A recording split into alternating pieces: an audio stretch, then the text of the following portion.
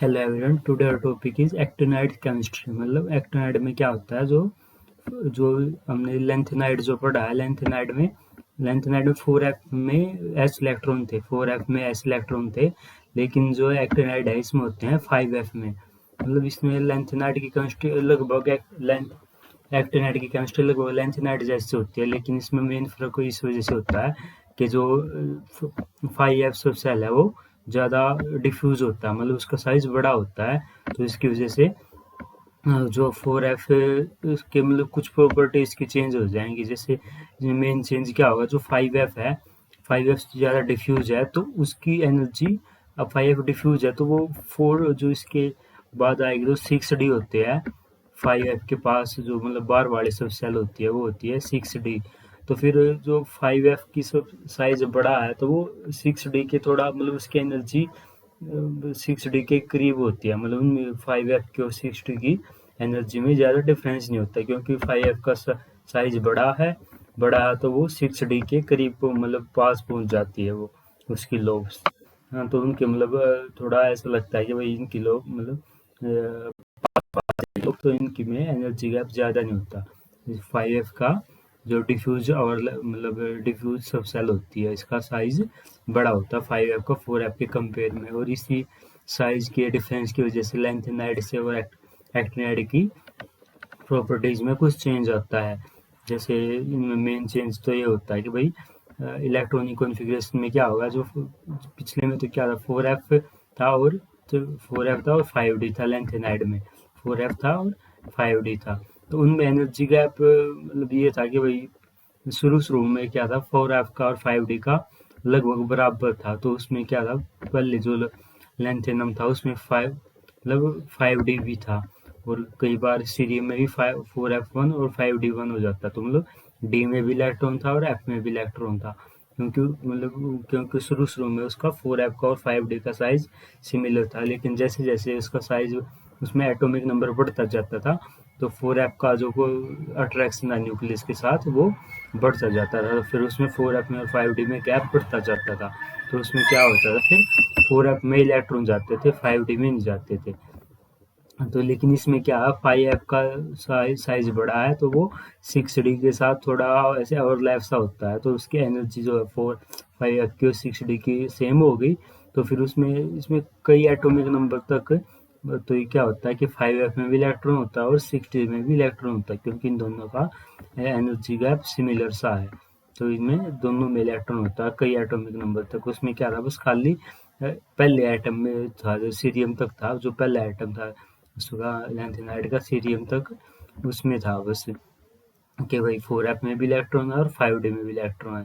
लेकिन इसमें काफ़ी आगे तक मतलब 5-6 एटम तक इन दोनों में इलेक्ट्रॉन होता है। हाँ, तो इसकी मतलब लेंथेनाइड से इसकी में क्या डिफरेंस है मेन, कि 5f में इलेक्ट्रॉन होते हैं और इस 5f का साइज बड़ा होता है। तो इसी वजह से इसकी प्रॉपर्टी में चेंज आता है। जैसे ये है इलेक्ट्रॉन पे, इसमें क्या होता है, electron present in anti penultimate 5 orbital. तो ये तो पता ही है हमें, 5f में होते हैं लेंथेनाइड में। इसका क्या मतलब हुआ कि एंटी पेनल्टीमेट, पिछले में देखा था हमने, जो सबसे बाहर वाले सेल होते हैं उसको बोलते हैं अल्टीमेट, उसके उसके अंदर वाले को पेनल्टीमेट, उसके भी अंदर वाले को बोलते हैं एंटी पेनल्टीमेट। तो 5f है जो उसके बाद मतलब दो सब सेल होते और होते हैं, जैसे मतलब 5f 6d और 7s ऐसे। तो इसके बाद मतलब ये अंदर बाहर से देखिए तो तीसरे नंबर पे आता है। इसके बाद मतलब बाहर इसके दो सब सेल और होती हैं, तो इसमें होता है एंटी पेनल्टीमेट। तो इसमें 14 इलेक्ट्रॉन होते हैं थोरियम से लोरेंशियम तक, और जो एक्टिनाइड होता है, एक्टिनम होता है। पिछले में तो क्या था, लेंथेनम था मतलब डी ऑर्बिटल का, और ये इसमें एक्टिनाइड के बाद ये शुरू होते हैं। तो पिछली बार लेंथेनाइड के बाद शुरू हो रहे थे तो उनको लेंथेनम बोला था, लेंथेनम या लेंथेनाइड बोला था। ये एक्टिनम से शुरू हो रहे थे, इनको बोल देंगे एक्टिनाइड से बोल देते हैं इनको। हाँ, एक्टिनाइड से बोलते हैं, एक्टिनोन्स भी बोल देते हैं, एक्टिनाइड्स एक्टिनोन्स है ना, ये कोई मतलब नाम होते हैं। फिर क्या है, जो भी 940 था ना, 1940 से पहले बस तीन इलेक्ट्रॉन, तीन एक्टिनॉइड जो थे वो मतलब नेचर में पाए जाते थे, थोरियम प्रोटेक्टियम और यूरेनियम, मतलब ये 3 ही इन्वायरमेंट में पाए जाते हैं। तो जो उसके बाद हैं सारे वो उनमें क्या है, फिर उनमें मतलब मैन मेड है। मैन मेड मतलब उनमें मतलब इसमें सारे एक्टिनाइड्स होते हैं रेडियो एक्टिव तो होते ही हैं, रेडियो एक्टिव है तो मतलब इनमें क्या न्यूक्लियर रिएक्शन होते हैं। न्यूक्लियर रिएक्शन में हम क्या कर सकते हैं कि भाई उसका एटॉमिक नंबर या मास नंबर वो इंक्रीज या डिक्रीज कर सकते हैं। जैसे कोई भी बार से अगर न्यूट्रॉन वगैरह की अगर न्यूट्रॉन की बोmbardment कराएंगे तो क्या होगा, तो उसका मास इंक्रीज होगा। और ऐसे ही हम इलेक्ट्रॉन कैप्चर वगैरह करके, इलेक्ट्रॉन कैप्चर मतलब उसमें एक इलेक्ट्रॉन ऐड करके या एक मतलब एक प्रोटॉन का भी होता है, ऐसे कोई कोई मतलब न्यूक्लियर पार्टिकल होते हैं उनसे हम वो बोmbardment करा के मतलब जो पुराने पिछले एक्टिनाइड से इनका एक एटॉमिक नंबर या एटॉमिक मास बढ़ा बढ़ा के हम नए एटम बनाते रहते हैं। तो जो यूरेनियम के बाद हैं वो सारे हमने ऐसे बनाए। तो उनको बोलते हैं मैन मेड बोलते हैं, मैन मेड एक्टिनाइड। और उनको मतलब यूरेनियम के बाद आते हैं तो उनको ट्रांस यूरेनियम भी बोलते हैं। ट्रांस मतलब यूरेनियम के बाद तो मैन हमने बनाए हैं तो उनको बोलते हैं मैन मेड भी बोल देते हैं। फिर क्या होता है, जो ऑल एक्टिनाइड है वो रेडियो एक्टिव है। जितने भी एक्टिनाइड एक्टिनाइड है वो रेडियो एक्टिव है, तो फिर रेडियो एक्टिव है तो टॉक्सिक टॉक्सिक भी हैं। तो फिर इसको ये डेंजरस है ह्यूमन बीइंग के लिए, कि जो उनका मतलब साइंटिस्ट इनकी स्टडी करते हैं उनके लिए मतलब बहुत ये हार्मफुल होते हैं। जो न्यूक्लियर केमिस्ट्री होते हैं, न्यूक्लियर केमिस्ट्री सबसे ज़्यादा स्टडी करी थी मैडम क्यूरी ने। Madam Curie, madam Curie, Curie बोलते हैं मतलब ऐसे सिंपली क्यूरी लिखा जाता है। मैडम क्यूरी का मतलब उनको खिताब दिया गया था। तो फिर सबसे ज़्यादा स्टडी इन्होंने की थी और इनको 3 नोबेल प्राइज़ मिले थे इस काम के लिए, क्योंकि उन्होंने मतलब एक टाइप से मतलब ये एटम ही बना दिए इन्होंने। तो इनको 3 नोबेल प्राइज़ मिले थे। फिर इनका यह क्या था, जो इनके मतलब सिंपली जो मतलब न्यूक्लियर साइंटिस्ट होते हैं उनको फिर मतलब रेडिएशन के साथ मतलब इंटरेक्ट होती रहती हैं, तो उनमें मतलब ज़्यादा ही कैंसर वगैरह हो जाती है उनको। तो फिर जो इनका ये था कि जो मैडम क्यूरी की डेड बॉडी थी उसमें भी रेडिएशंस काफ़ी मिले थे, मतलब बहुत ज़्यादा रेडिएशंस है उनकी मतलब डेड बॉडी में भी। तो इतना मतलब हार्मफुल होता है ये ना। तो वही जो फिर इनका मतलब जैसे जो वेस्ट होता है ना, न्यूक्लियर वेस्ट होता है उसको हम ऐसे पूरा पूरा अच्छे से मतलब इसमें क्लोज करके हम ये करते हैं कि समुद्र के बीच में फेंक देते हैं या बहुत ज़्यादा नीचे गाड़ देते हैं, क्योंकि जो रेडिएशन है वो कभी ख़त्म नहीं होती। हाँ, तो वो बहुत बुरा इम्पैक्ट डालते हैं। तो फिर जो न्यूक्लियर वेस्ट होता है उसको एक बहुत बड़े एक उसको अंदर रख के एक बहुत बहुत बड़ा उसका कंक्रीट का बार उसके ऐसे स्फीयर सा बना देते हैं।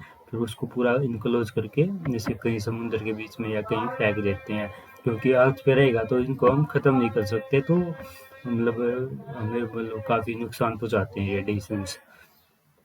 तो फिर क्या है, जो एक्टिनाइड्स थे वो मतलब न्यूक्लियर रिएक्शन से बनाए गए थे।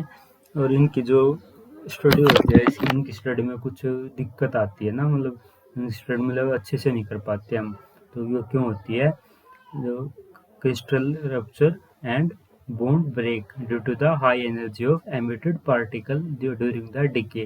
देखो क्या होता है कि जो कोई भी मतलब एटम है उससे नया एटम बन रहा है और उसके बीच में न्यूक्लियर रिएक्शन हो रही है, तो उनके मतलब न्यूक्लियर पार्टिकल होते हैं कैसे जैसे पॉजिट्रॉन न्यूट्रॉन ऐसे न्यूक्लियर पार्टिकल होते हैं। जो न्यूक्लियर पार्टिकल रिलीज होते हैं किसी भी एटम से, तो उसमें बहुत ज़्यादा एनर्जी रिलीज होती है। एनर्जी रिलीज होगी तो क्या होगा, जो जो एटम एटम थे जो जिसका जिसका क्रिस्टल था किसी भी मेटल का, तो क्रिस्टल ही मतलब रप्चर हो जाएगा या मतलब टूट जाएगा वो क्रिस्टल। तो उसकी हम स्टडी अच्छे से नहीं कर पाते। तो मतलब इनकी स्टडी में दिक्कत आती है। वो या उनकी मतलब मेटल मेटल की बॉन्ड ब्रेक हो जाती है, जैसे जिस फॉर्म में नेचुरल फॉर्म में मिलता है। तो उनके जो जो न्यूक्लियर रिएक्शन होती है उसमें जो न्यू पार्टिकल रिलीज होते हैं उनकी एनर्जी बहुत ज़्यादा होती है, तो उससे जो क्रिस्टल होता है मेटल का वो मतलब टूट जाता है। तो उसकी ये दिक्कत देता है हमें इसकी जब स्टडी करते हैं। तो फिर है self reduction, difficult to difficult to prove the existence of oxidation state for every radioactive isotope। इसमें क्या होता है, मतलब न्यूक्लियर रिएक्शंस होते रहते हैं इनमें। मान लो हमें किसी ए एटम को स्टडी करना था, किसी ए एटम को स्टडी करना था, तो उसमें कोई न्यूक्लियर रिएक्शन होकर वो जल्दी कोई दूसरा एटम बना लेता है। तो फिर उसका हम जैसे ए की स्टडी करना था हमें, तो हम इतना अच्छे से कर नहीं पाते, क्योंकि इसका जो ऑक्सीडेशन स्टेट मतलब इसका एटॉमिक नंबर ही इंक्रीज या डिक्रीज होता रहता है ना अपने आप न्यूक्लियर रिएक्शन होके। तो फिर हम जो एक स्पेशल ऑक्सीडेशन स्टेट था जिसकी हमें स्टडी करनी थी, तो मेंटेन नहीं रह पाएगा। तो इसकी वजह से भी हम इनको इनको हम स्टडी नहीं कर पाते, ये मतलब स्टडी में इनकी दिक्कत आती है। सेल्फ रिडक्शन मतलब खुद पे खुद इनकी रिएक्शन होती रहती है और अपने आप ये खत्म होते जाते हैं। अगला है जैसे high energy release aqueous solution trial. मान लो जैसे इसमें हम किसी ए मेटल को इसको स्टडी कर रहे थे, तो इसमें क्या था, इसका हमने एक्वस सॉल्यूशन लिया तो फिर मान लो इसकी में कोई रिएक्शन होगी कोई कोई भी न्यूक्लियर पार्टिकल जो है रिलीज हुआ और उसकी एनर्जी बहुत एनर्जी ज़्यादा थी, तो उसमें हीट बहुत ज़्यादा प्रोड्यूस हुआ होगा। तो जो वाटर था, जो एक्वस सॉल्यूशन में से जो वाटर था वो इवेपोरेट हो जाता है। तो फिर उसकी मान लो हम कई चीज़ें ऐसी होती है ना जिसमें हम सोलवेंट पे डाल के ही किसी भी एटम को स्टडी करते हैं, किसी भी मेटल को, तो फिर उसमें सोलवेंट ही जो है वो उड़ जाएगा, तो उसके हम स्टडी करने में प्रॉब्लम होती है। हाँ, तो फिर ये होते हैं ये इनका सिंबल है और ये सिंबल है और ये मतलब इनके नेम दे रखे हैं ताकि आप याद कर पाओ। जैसे थोरियम से क्या होता है, थोरियम से 90 होता है थोरियम का एटॉमिक नंबर, और सबसे आखिर में किसका होता है, लोरेंशियम का होता है 103। तो ये हो गए 14 एलिमेंट हो गए एक्टिनाइड के, जैसे thorium, protactinium, uranium, neptunium, plutonium, americium, curium, berkelium, californium, einsteinium, fermium, mendelevium, nobelium और लोरेंशियम। देखो जो यूरेनियम के बाद आ रहे हैं ये वाले हैं, जैसे देखो आप lawrencium, nobelium, mendelevium, fermium, einsteinium, californium, berkelium, curium, ये सारे इनमें क्या है, किसी साइंटिस्ट का नाम है, या तो किसी साइंटिस्ट का नाम है या किसी जगह का नाम है। क्यों है ये, क्योंकि इन्होंने इसको डेवलप किया था इन मेटल को, तो ये साइंटिस्ट के नाम पे या उसकी जगह के नाम पे ही इनके नाम रखे गए हैं कईयों के। जैसे बर्केलियम है, ये भी साइंटिस्ट के नाम पे है, आइंस्टीन के नाम पे, फर्मियम से भी, मेंडेलियम भी साइंटिस्ट है, ऐसे ही नोबेलियम, लोरेंशियम ये साइंटिस्ट के नाम पे हैं जिन्होंने इनको न्यूक्लियर रिएक्शन से इनको फॉर्म किया था। तो अगर इनको अगर याद करना चाहो तो इसके ये ट्रिक होते हैं, थोड़े पहलवान उनसे निपटेंगे, पुराने आम कम बिकेंगे, फेंक दो इसे, फरमाओ मैडम नाश्ता लाओ। तो इससे आप इस ट्रिक से इनको याद कर सकते हो। ये इनके सिंबल हैं और ये मेटल के नाम है। तो ये हमने देखा है इनको, तो ये है ये कुछ इसकी प्रॉपर्टीज लिखी हुई हैं। तो एक ये बात रहती है, radio active nature also have 2 series operational consequences. ये तो हमने देख लिया था कि भाई इनमें रिएक्शन न्यूक्लियर रिएक्शन की वजह से इनकी स्टडी जो है वो मुश्किल होती है। जैसे इसमें लिखा हुआ है cerium 242 salt in water would be sufficient to evaporate the solution in dryness to short time. इसमें भी ये लिखा हुआ कि जो हीट प्रोड्यूस होती है 1 मिलीमोलर सॉल्यूशन में क्यूरियम के, तो जो क्यूरियम के में कोई अगर मान लो न्यूक्लियर रिएक्शन हो रही है तो इसकी वजह से इतनी हीट रिलीज होती है कि जो उसमें वाटर था वो इवेपोरेट हो जाता है थोड़े ही टाइम में।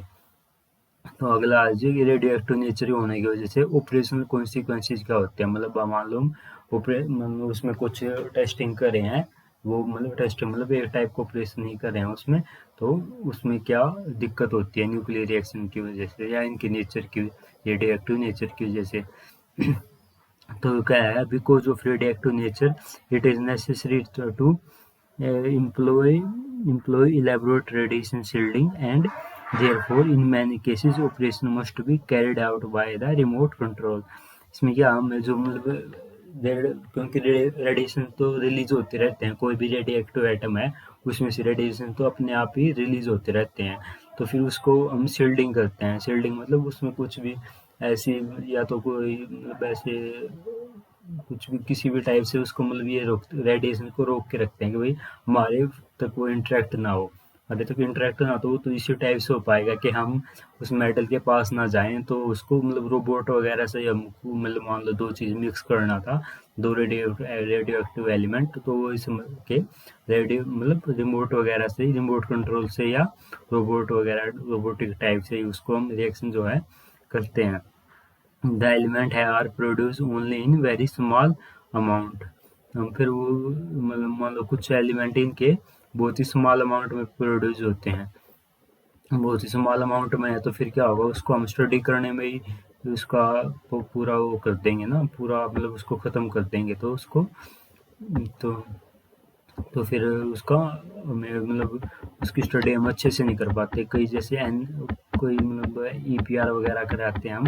ईपीआर मतलब ऐसे ये एक टाइप की इनऑर्गेनिक स्पेक्ट्रोस्कोपी होती है, तो उसमें हमें कुछ सब अमाउंट चाहिए होता है मेटल को उसकी स्टडी करने के लिए। तो इनके तो मतलब होते बहुत कम हैं, तो उनके उसमें भी इसकी वजह से भी इनमें मतलब ये इनके ऑपरेशन या इनकी स्टडी करने में कुछ दिक्कत आती है। जैसे higher element are produce only in very small amount, minute amount. For example, Mendelian were prepared in almost unbelievably small amount in order of 1 to 3 atom per experiment. Therefore, it is difficult to isolate and characterize these element. फिर ये क्या कह रहा है, जो Mendelian है वो मतलब एक एक्सपेरिमेंट करते हैं तो उसका वो ये लगा लो कि भाई मतलब एक या तीन एटम ही उसके बन पाते हैं, तो हमें उसकी स्टडी करने में काफ़ी दिक्कत आती है, क्योंकि मतलब वही एक तीन आइटम बन रहे हैं एक एक्सपेरिमेंट में। अगर हमें एक मोल बनाना हो उसका, तो मान लो एक मोल में कितने एटम होते हैं, एवोगैड्रो नंबर के इक्वल एटम होते हैं, तो मतलब 6.02 इंटू 6.02 इंटू 10⁻23।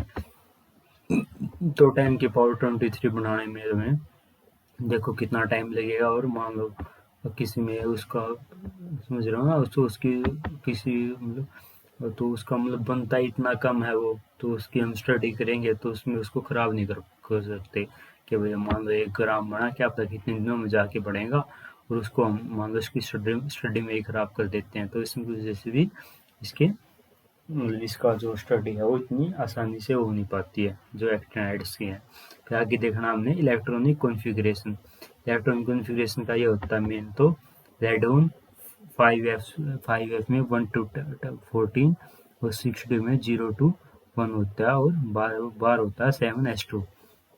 तो फिर ये होता है इसमें रेडोन क्या होता है, ये रेडोन हमने आगे एटॉमिक ये जो न्यूक्लियर गैस न्यूक्लियर कह रहा मैं नोबल गैस लिख रखी है, इसका होता है 86 एटॉमिक नंबर होता है ना, 86 एटॉमिक नंबर होता है इसका। तो फिर इनका जो मतलब इस होम में इनकी इलेक्ट्रॉनिक कॉन्फ़िगरेशन लिखते हैं। इसमें मेन बात क्या ये होती है जो हमने पहले देखी थी, जो 4f ऑर्बिटल है और d ऑर्बिटल है, इनके बीच में मतलब एनर्जी डिफरेंस कम होता है। एनर्जी डिफरेंस कम होता है तो इन दोनों में इलेक्ट्रॉन पाए जाते हैं। जो पहले वाले में तो लेंथेनाइड में क्या था, सीरियम तक थे वो, और इस केस में कहाँ तक चले जाते हैं, इस केस में देखो यहाँ तक जा रहे हैं। ये क्या है, प्लूटोनियम तक इसमें क्या है, एफ में भी इलेक्ट्रॉन है एक, और फिर डी में भी इलेक्ट्रॉन है। क्यों, क्योंकि 4f 5f का साइज ज़्यादा है, तो उस जो उसके बाद 6d आ रहा है तो उसके साथ थोड़ा मतलब उसके पास ही होता है, तो उसका मतलब तो उन दोनों में एनर्जी डिफरेंस कम होता है। तो फिर कुछ इसमें एक्सेप्शन दे रखा है कि भाई जैसे ये है from thorium to we almost from thorium to onward 5f orbital get progressively filled। Thorium से मतलब ये फील्ड तो होता रहता है because almost equal energy of 5d and 6d। तो फिर जैसे एक्टिनम में तो होती है 6d और 7s2 होता है, लेकिन जो आगे आगे होते हैं उनमें भी जो 6d में इलेक्ट्रॉन था वो बढ़ता जाता है, क्योंकि उनमें एनर्जी डिफरेंस कम है। तो फिर द इलेक्ट्रॉन में enter to whether of two sub shell, मतलब इन दोनों में से कोई सी भी सब सेल में इलेक्ट्रॉन जो फिल हो सकता है। Therefore doubt weather thorium contain 5f electron and 2 electronic configuration in the two for this. तो मतलब ये है कि थोरियम के 2 केस होते हैं, 5f में 0 इलेक्ट्रॉन हो या तो 6d2 में दोनों इलेक्ट्रॉन d2 में ही हों। और ऐसे ही एक केस होता है कि भाई 5f में 1 हो और 6d में 1 हो। मतलब ये अलग अलग साइंटिस्ट ने अपना अलग अलग रेटिंग दी है, तो आधों ने ये दी है तो और कुछ ने ये दी है। तो फिर सबसे स्टेबल तो मतलब अगर देखो मतलब रेफरेंस बुक में देखो तो यही होती है, लेकिन कई बुक में ये भी दी होती है। तो ये आपको लिखना होगा एग्जाम में कि भाई 2 इसकी पॉसिबल होती हैं इलेक्ट्रॉनिक कॉन्फ़िगरेशन। फिर इनमें क्या होगा, एफ में और फिर डी में और फिर मतलब ऐसे डी में भी इलेक्ट्रॉन भरा जाएगा और एफ में भी इलेक्ट्रॉन भरता रहेगा, कब तक, जैसे प्लूटोनियम तक। फिर उसके बाद सारे इलेक्ट्रॉन 5f में होंगे। फिर 5f में क्यों होंगे, क्योंकि फिर जब हायर एटॉमिक नंबर होता है तो क्या हो जाता है, जो प्रोटॉन होते हैं न्यूक्लियस में वो इंक्रीज होते जाते हैं, और ऐसे बाहर वाले सब सेल में इलेक्ट्रॉन होते हैं वो भी इंक्रीज होते जाते हैं। जो मतलब एफ सब सेल में इलेक्ट्रॉन डलते जा रहे हैं ना, तो फिर क्या होगा, एफ सब सेल में इलेक्ट्रॉन बढ़ रहे हैं और न्यूक्लियस में प्रोटॉन बढ़ रहे हैं, तो वो एफ सब सेल को अपनी तरफ खींचेगा। तो वो जो अपनी तरफ खींचेगा तो फिर जो 5f सब सेल जो 6d के करीब था या उसके साथ डिफ्यूज सा था, तो उनका वो न्यूक्लियस की तरफ ज़्यादा हो जाएगा। तो फिर उसमें जो 6d से उसका एनर्जी गैप था वो मतलब ऐसे उसमें उनके बीच में एनर्जी गैप काफ़ी हो जाएगा। तो फिर उसके बाद जो है 5f में इलेक्ट्रॉन भरे जाएंगे। तो ठीक है, ये हमने बस बेसिक सा देखा इसका, आगे हम अगले लेक्चर में कंटिन्यू करेंगे।